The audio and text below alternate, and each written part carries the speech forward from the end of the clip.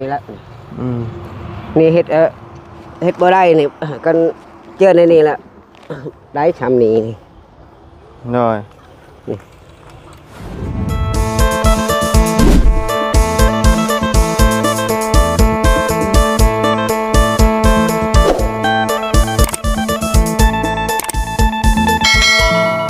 ที่โต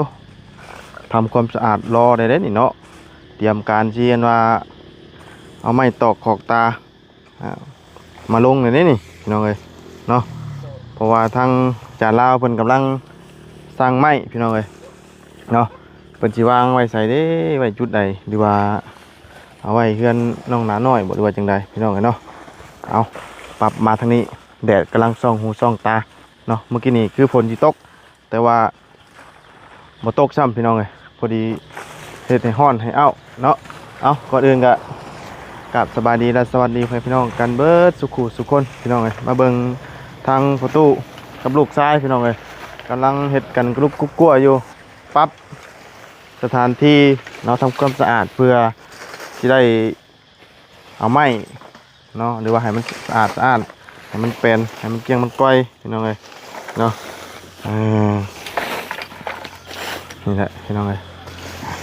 เพราะว่ากวดให้มันเป็นสะอาดเนาะตู้เนาะสบายดีนะตู้เด้อตู้บริจูดบ่กวดถิ่มได้บ่ฮะเพื่อนเขาอยู่นี่จบบ่ได้จูบบ่ได้บ่กวดถิ่มเลยโอ้โดยลูกชายมาซอยน้ำมื้อนี้เนาะนี่ผู้น้อยอันนี้ก็ได้มียังหามสิไปก้านเขียดบ่โอ้ไปก้านเขียดยังแต่เว้นแท้บ่กระปุกเป็นเนี่ยกระปุกก้านเขียดแม่นบ่ใส่เขียดบ่นี่นี่เด้นี่เด้ใส่เขียดน้อยใส่เขียดน้อยเนาะเอาเตรียมมงไม้บ่เอาไว้ใช้ไม้นะถ้าไม้เพิ่นสร้างมานี่ฮะไปดูนี่จักระเบิดมืออื่นกันแล้วแต่โดยมันไม้มาจะเอาไว้ใช้วะเอาไว้ปะอยู่นี่แล้วไว้นี่เลยบ่ไว้อยู่นี่เลยโอ้อันนี้ยังเอาพื้นเฮาฮะชอบ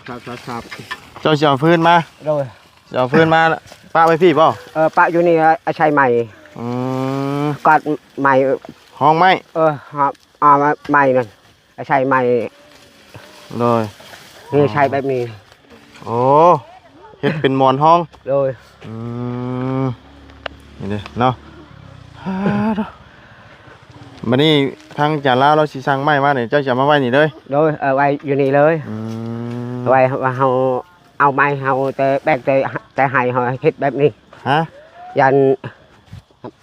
ไม่กดยันมันคดยันปวกกินบ่โดยนี่ครับแบบนี้มันคดแล้วนี่มันคดแล้วโดยเสานี่บ่โดยเสานี่โอ้อันไม่ได้เทียงนะอันคดนี่แบบนี้นั่นคดนี่โดยเห็นดิอันเหี้ยงไปนี่เหี้ยงมันนี่โดยแบบนี้มันคดเนาะโดยโอ้คดเนาะเสานี่เนาะโดยเสานี่อยากคดแห้งอยู่โดยนี่พี่น้องเลยนี่ช่างลำนี่นี่ลำนี่ก็คดบ่นี่ก็เปลี่ยนไม้อีนี่เฮ้ยมันเป็นยังไงก็นี่ทางนี่มันไอเบี้ยวบ่นี่ทางนี่มันแตกพันตกมาแล้วลายแดดแจ้งเพื่อนนะว่าสิเปลี่ยนแจ้งแล้วตัวไหนเปลี่ยนตัวไหนเนี่ยเปลี่ยนจังงั้นอันนี้ก็เปลี่ยนนี่ฮะนี่เห็ดบ่ได้นี่ใส่เบิ่งดูส่วนเบิ่งมันแตกแห้งบ่โดยโดยเสาบ่ค่อยงามเนาะโดย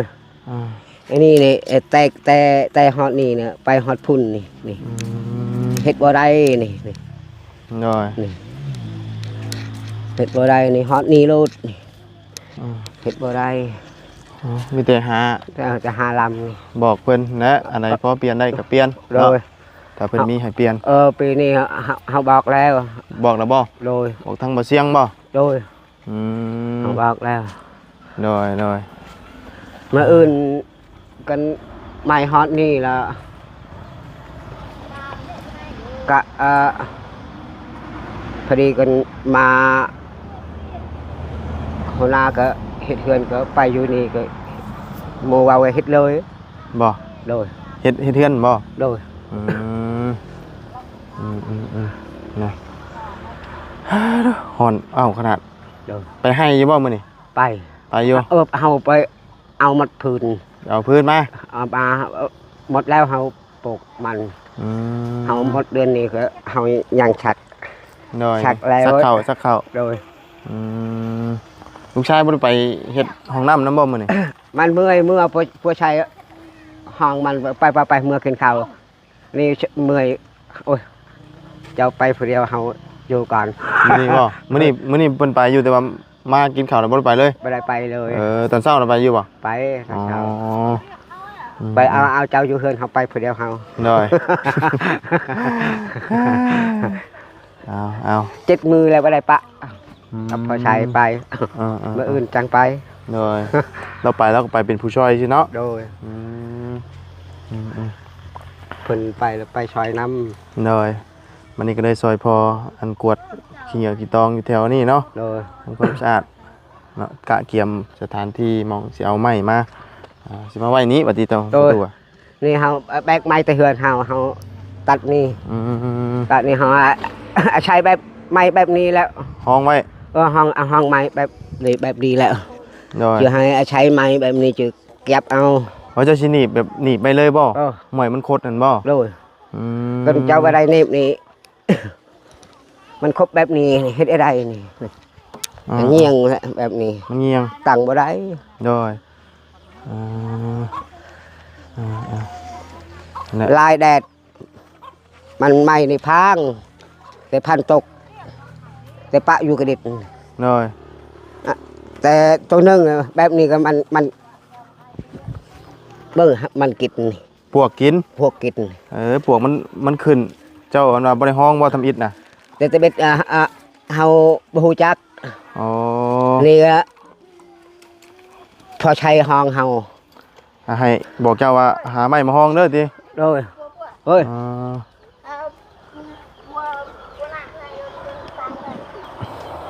คือไม่เจ้ามันก็ตั้งจริงกิ นี่อะไรก็ ใช้พยายามตัดจุดตามเรื่องมันสิเต้แม่ก็จุดไปเต้เลยก็จุดเต้ กวดถิ่มมาเลยบ่ว่านี่ไหน บ่ไปเอ้ยไอ้ตัวกี้ ได้ที่ได้กับเจ้าบ่ได้ห้องเนาะมันก็เลย โดย อันนี้ อันนี้แหละเครื่องมันทลายนี่แหละ นี่เฮ็ดบ่ได้นี่กันเจอในนี่แหละได้ทำนี่นี่ ได้ นี่ มันมีแต่เสาแตกๆเนาะ โดย บ่ค่อยสมบูรณ์ปานใดมันเป็นไม้อันนี้แน่เนาะ โดย ไม้ดิบแน่ ไม่ได้ แล้วก็ นี่อันนี้ธรรมดานี่ โดย เฮ็ดนี่ธรรมดา เป็นไม้เนื้อแต่ว่าบ่ค่อย อันนี้คือโอ้งามแบบพังทำนี่งาม บ่ค่อยแข็งแรงปานใดมัน แห้งๆนี่ยังแห้งเลยนี่ บ่ได้ ได้ นี่จะเป็นตัวหนึงนี่ก็นี่ตัวหนึงนี่ นี่ก็ตัวหนึงนี่แล้วตัวหนึงนี่เฮ็ดบ่ได้แล้ว ได้ อันนี้ก็บ่ได้เป็นกับยาแต่เป็นในนี้แล้ว ตัวนี้เปลี่ยน โดยนี่จะเป็นนี่แล้วอันนี้บ่ได้เป็นกับยานี่ ได้ 1นี่ช่อง3 4 5นี่เป็น6นี่อันนี้เป็น เปลี่ยนซองบ่ โดย อ๋ออันไหนเปลี่ยนก็บอกเพิ่นเนาะ โดย พวกอันนั้นพวกไม้นั่นแหละพวกเพิ่นมาส่งไม้เพิ่นจะได้เอามาเปลี่ยนเลย โดย เนาะ อันนี้ก็อันนี้ก็เปลี่ยนหมดกะอันนี้นี่เปลี่ยน ได้ กะอันนี้ก็ยัง1ช่อง3นี่ชี้นี่ชี้นี่เปลี่ยนเอานี่เนาะนี่เป็นชี้นี่เป็นเอานี่อันนี้ยังแต่1ในช่อง3นี่ชี้5 6นี่6ล อืม เนาะจะขุดอันดินทมมันโกนนั่นบ่ นี่นะครับขุดนี่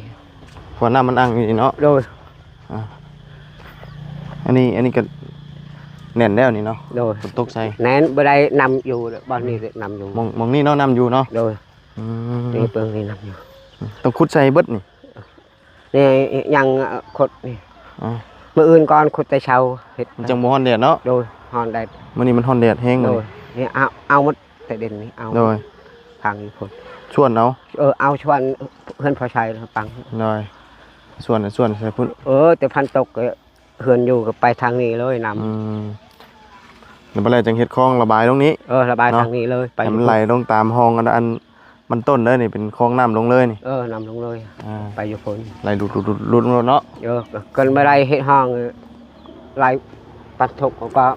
นำอยู่ โดยเนาะ cái này cái này vô cái đệt này bếp phiền cái đệt này bếp năm vô lạiพันตก โดย อันนี้ก็แบบอัดอันนี้ก็แบบอัด อ่าน ำอยู่แบบหน้า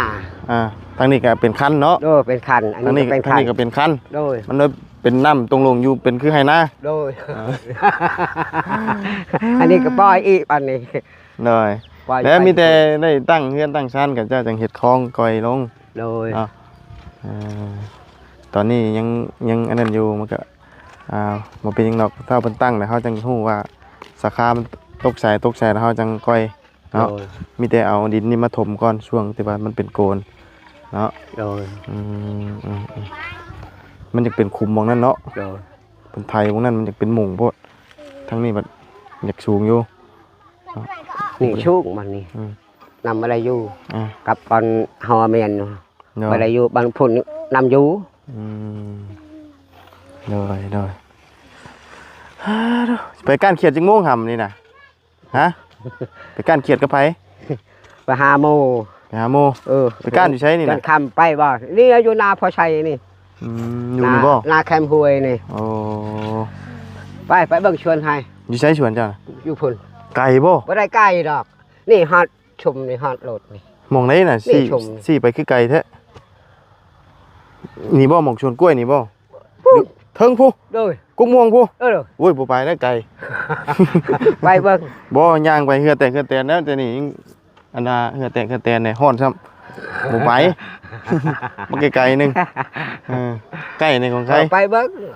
บ่ไป ไปคือโมไปอยากอะไรอยากอันนั้นบ่ได้นะเฮาเลยเอาว่าชัดชื่อไปเบิ่งกว้างชำไรปกชำไร เดี๋ยวเบิ่งให้เบิ่งว่าเฮ็ดกว้างชำใดบ่ กว้างชำไร อ๋อโอ้ไกลเพิ่มผู้มันใกล้ๆเนาะ เอาฮอดหวยขึ้นรถไฮรถ โอ้บ่ไปฮ้อนถ้าวันย่างไปช่วง เฮาแบกพื้นเฮาทางเฮาแบกไม้พื้นเฮา โดย ไปอยู่พุ่น คำช่วงหน้าหนาวใครสิได้นี่เพื่อใดใครย่อยอยู่ตอนนี้เนาะ โดย ฮ้อนซ้ำไทยแล้วเบ่เลยเนาะ โดย กวดแล้วเบ่แล้วถือว่าแล้วเบ่แล้วแปลนเบ่แล้ว จูดาเอ้ย เนาะ โดย บัดนี้มือน่ะจังสิแบกอันพื้นเจ้าแบกมานี่สิเอามาไว้นี่บ่ เอาไว้อยู่นี่ เฮ็ดเป็นมอนถาเลย ทาเลย แล้วก็สิเฮ็ดเป็นซักลักใส่บ่ ใช้หลักคลิปคลิป เพื่อบ่ให้ไหม้คดคือ ไม่คดแบบนี้ก็เฮ็ดบ่ได้ โดยเอารอใหม่มาก่อนมื้ออื่น มันไม่มาแต่พุ่นนี่ก็โจกาช่างไปนำกันเลยก็เฮ็ดเลยคือ เพราะว่ามื้ออื่นพุ่นเด้ไหม้มาจานลาวเพิ่นกำลังสร้างพี่น้องเนาะไหม้มาแล้วมื้ออื่นนี่แล้วก็ไหม้มาอีหยังมาแล้วก็โอ้ดำเนินเรื่องเฮ็ดก็เพิ่นเอาสร้างแลบ่ด้วยจังไดเนาะเพราะว่าสร้างแลเพิ่นก็ยังเฮ็ดห้องน้ำห้องครัวเพิ่นต้องใช้อยู่ก็พอดีแล้วเนาะเพิ่นเฮ็ดพุ่นประมาณจัก 4-5 มื้อก็แล้วแหละแล้วพุ่นก็มาต่อพี่เลยเนาะ